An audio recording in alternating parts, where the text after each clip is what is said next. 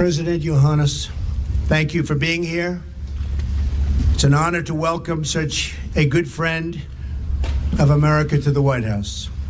As you know, the people of Romania and America share much in common: a love of freedom, proud cultures, rich traditions, and a vast and storied landscape to call home. The relationship between our two countries stretches back well over a century, but today we especially reaffirm and celebrate our strategic partnership that began more than 20 years ago. That partnership covers many dimensions, including economic, military, and cultural ties, and today we are making those ties even stronger. Mr. President, your visit comes at an important moment, not just in this partnership, but among all of the responsible nations of the world. I have just returned from a historic trip to Europe and the Middle East, where I worked to strengthen our alliances, forge new friendships, and unite all civilized peoples in the fight against terrorism. No civilized nation can tolerate this violence or allow this wicked ideology to spread on its shores.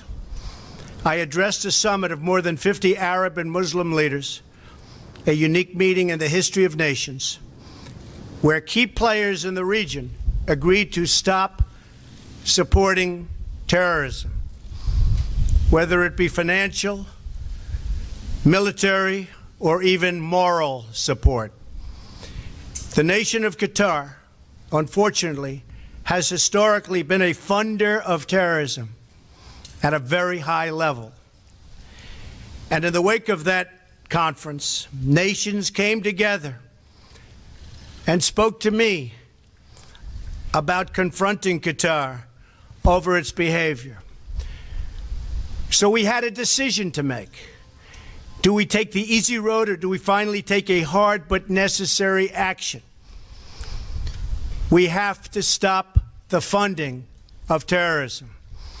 I decided, along with Secretary of State Rex Tillerson, our great generals and military people, the time had come to call on Qatar to end its funding. They have to end that funding and its extremist ideology in terms of funding. I want to call on all of the nations to stop immediately supporting terrorism. Stop teaching people to kill other people. Stop filling their minds with hate and intolerance. I won't name other countries, but we are not done solving the problem, but we will solve that problem. We have no choice. This is my great priority because it is my first duty as president to keep our people safe. Defeating ISIS and other terror organizations is something I have emphasized all during my campaign and right up until the present. To do that, stop funding, stop teaching hate, and stop the killing. For Qatar, we want you back among the unity of responsible nations. We ask Qatar and other nations in the region to do more and do it faster. I want to thank Saudi Arabia and my friend King Salman and all of the countries who participated in that very historic summit. It was truly historic. There has never been anything like it before, and perhaps there never will be again. Hopefully, it will be the beginning of the end of funding terrorism. It will therefore be the beginning of the end to terrorism. No more funding. I also want to thank the Romanian people for everything they contribute to our common defense and to the fight against the evil menace of terrorism.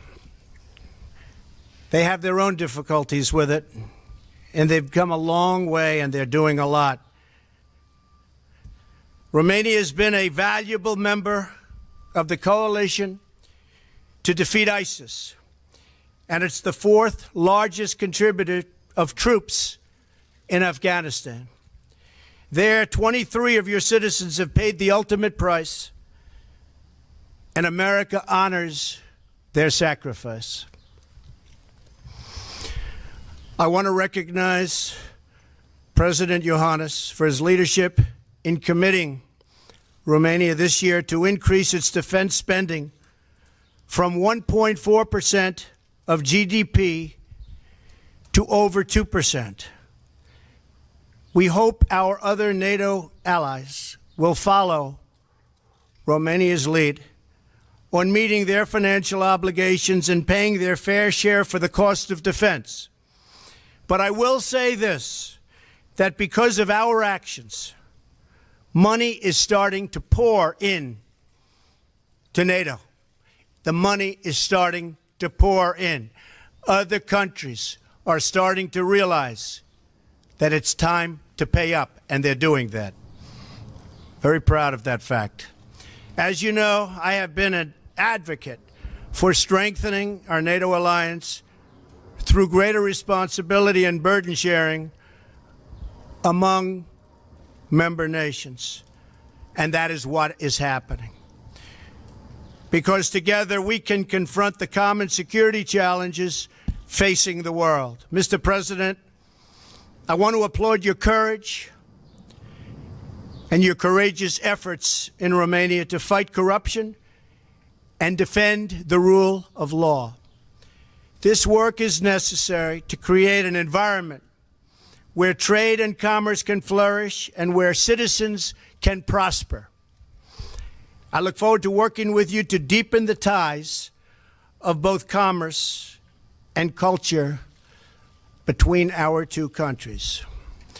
Romanians have made contributions to the United States and to the world. Very notable among them was Nobel Prize laureate Elie Wiesel, who was born in Romania and sadly passed away almost 1 year ago. And I understand that earlier this week, the American Jewish Committee presented President Iohannis with its very prestigious Light Unto the Nations Award for his work to further Holocaust remembrance and education in Romania. I join the AJC in saluting your leadership in this vital cause. The people of Romania have endured many, many hardships, but they have made a truly remarkable historical journey. The future of Romania and Romania's relationship with the United States is very, very bright. President Iohannis, I thank you for your leadership, and I thank you again for being here today. I look forward to strengthening our alliance with your country and our bonds with your people. The relationship has been good, but now it's stronger than ever. Thank you very much. Mr. President, thank you so much. Thank you so much. President Trump, thank you so much for the words you found for Romania, for the Romanian people, and for me. Thank you very much for the invitation to be here today with you, and thank you so much for arranging this nice weather in this place. Mr. President, I'm very glad that we had such a good meeting, and this is due to your strong leadership, and this is also due to our strong partnership. Obviously, the fact that we celebrate 20 years of strategic partnership this year is important for both our nations, and it is important to know, and this is what I want to underline, that this partnership with the United States of America shaped Romania as it is today. Romania, a solid democracy with a solid, sustainable economic growth. Romania, which stands together with the US troops in Afghanistan. We stand together in Iraq. Mr. President, this partnership contributed greatly to what Romania is today. And this partnership was and is very important. And I think this partnership not only has to continue, this partnership has to become stronger. This partnership has to define our bilateral relation, and this partnership has to contribute to solve so many problems. President Trump, you mentioned terrorism. I'm very glad that due to your strong leadership, NATO decided to go against terrorism. Your involvement made so many nations conscious of the fact that we have to share the burden inside NATO.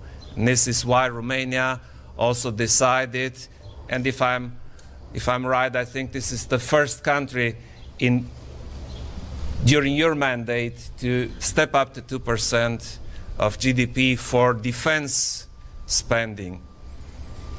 A significant part of this defense spending is going into strategic acquisitions, and I hope, President Trump, that we find good ways together to make good use of this money. Romania is very conscious of the fact that we stand on the eastern flank, and we heavily rely on your partnership, President Trump, because we cannot stand there without the US. We cannot stand there alone. On the other hand, our partnership has a huge opportunity to step up not only in security matters, but also in commercial and economic matters. And this is very important. Romania is a member of the European Union, and I think it's the best interest of you, Mr. President, to have a strong European Union as a partner. This is vital for all of us. Our relationship, the transatlantic link, is vital. Transatlantic link is not about diplomacy, about policy. It's at the basis of our Western civilization, and together we will make it stronger. Together we will make it better. NATO and the European Union do not have to compete against each other. They have to work together. They have to work in such a manner as to produce synergetic effects, make NATO stronger, make Europe stronger, make the United States of America stronger. And this is what we decided, President Trump and I, to make our partnership stronger, better, more enduring. And this will lead very soon to an enhanced economic exchange, to better commerce. And this is what we all decide and what we wish, because we are responsible, President Trump and I, not only for the security, we are responsible for the well-being of our citizens, and this is what we are decided to do. Thank you so much, President Trump. Thank you. Dave Boyer, Washington Times, please. Dave. Thank you. Come on, Dave. Thank you, Mr. President. Apologies. That's all right, Dave. Mr. President, this morning on Twitter, you were referring to the testimony of James Comey vindicating you. But I wondered if you could tell us in person, sir, why you feel that his testimony vindicated you when it's really boils down to his word against your word. And if you could also tell us, sir, do tapes exist of your conversations with him? Well, I'll tell you about that maybe sometime in the very near future. But in the meantime, no collusion, no obstruction. He's a leaker. But we want to get back to running our great country. Jobs, trade deficits, we want them to disappear fast. North Korea, big problem. Middle East, a big problem. So that's what I am focused on. That's what I have been focused on. But yesterday showed no collusion, no obstruction. We are doing really well. That was an excuse by the Democrats who lost an election that some people think they shouldn't have lost, because it's almost impossible for the Democrats to lose the Electoral College, as you know. You have to run up the whole East Coast and you have to win everything as a Republican, and that's just what we did. So it was just an excuse. But we were very, very happy. And frankly, James Comey confirmed a lot of what I said. And some of the things that he said just weren't true. Thank you very much. Do you have a question?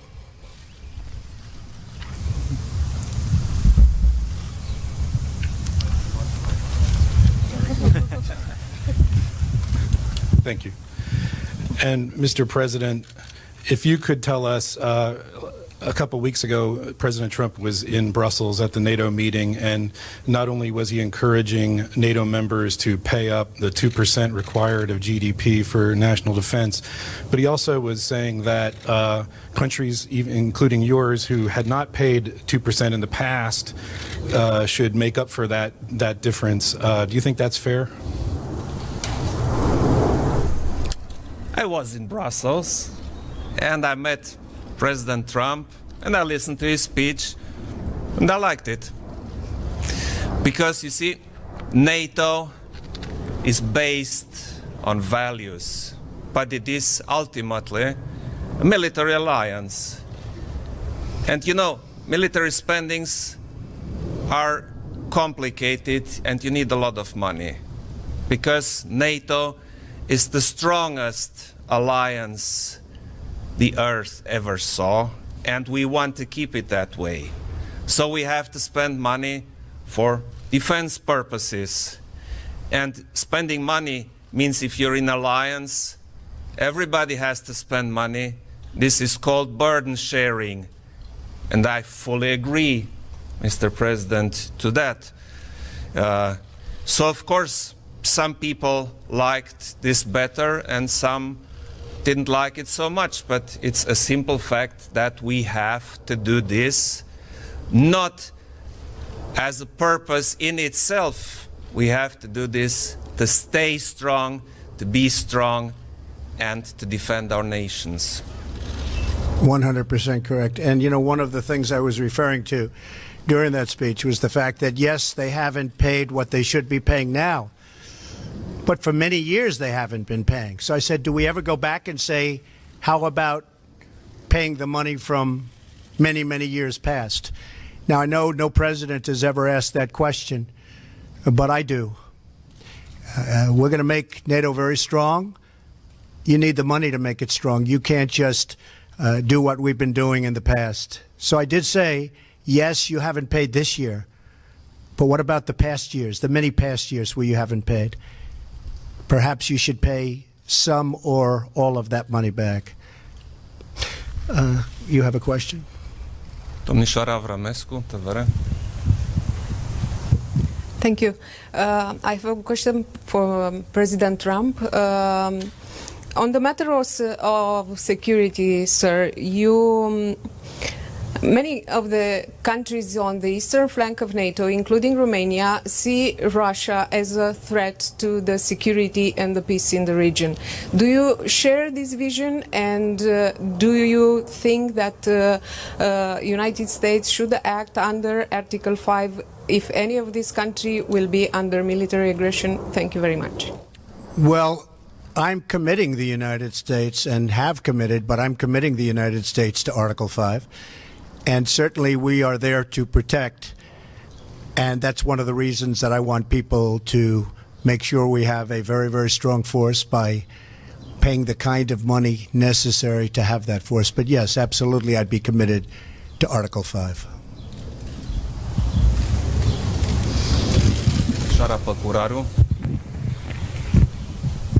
Thank you, Mr. President. Were there any discussion about the visa waiver program for Romania? Is there a time frame for including our country in this program? Thank you. We didn't Yes. discuss it. We didn't discuss it, but there would be certainly, it would be something we will discuss, Mr. President. I mentioned this issue, and I also mentioned it during other meetings I had, because this is important for us, it's important for Romanians who want to come to the United States. And you see, more and more people come, President Trump, from Romania to the United States. Some come as tourists, some come for business, and those who come for business should be encouraged.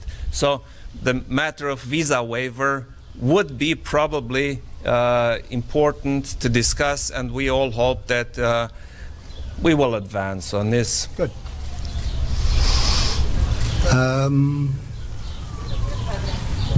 Oh, I look at those hands up there, President. Do you have this in Romania too? I don't know. Yeah, I got the microphone. Oh, boy. If you allow me, If I Mr. could only, if I could only sell that, if I could only sell it.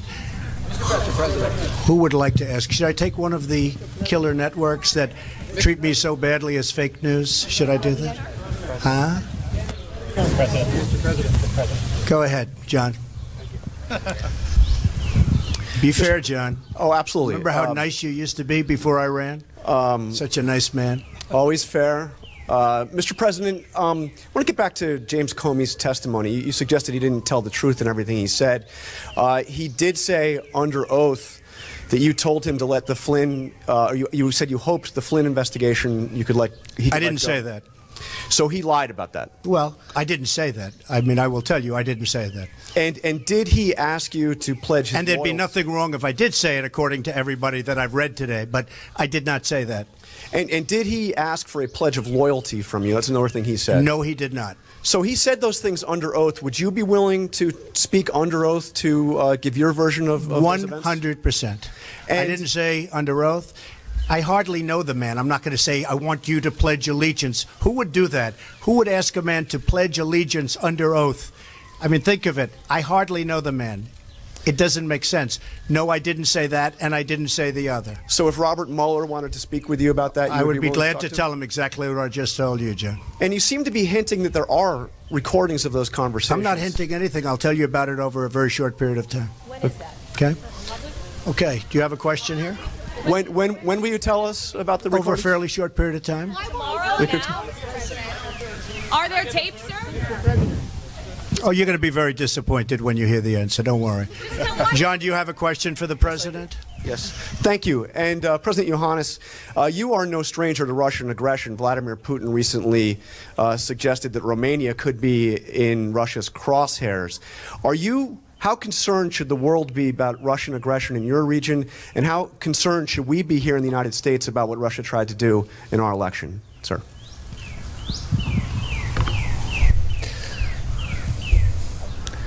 Everybody's concerned, but you see, being concerned should lead you to being prepared. So in my opinion, we have to be very clear, very simple, and very straightforward if we talk about Russia and with Russia. In my opinion, we need dialogue. But on the other hand, we need what we all together decided in NATO, a strong deterrence.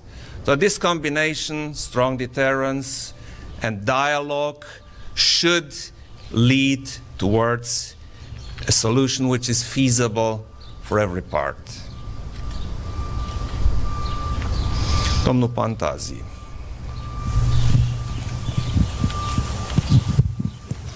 Hello, Mr. President Trump. You mentioned earlier the anti-corruption fight in Romania. It is a matter of high importance in our country.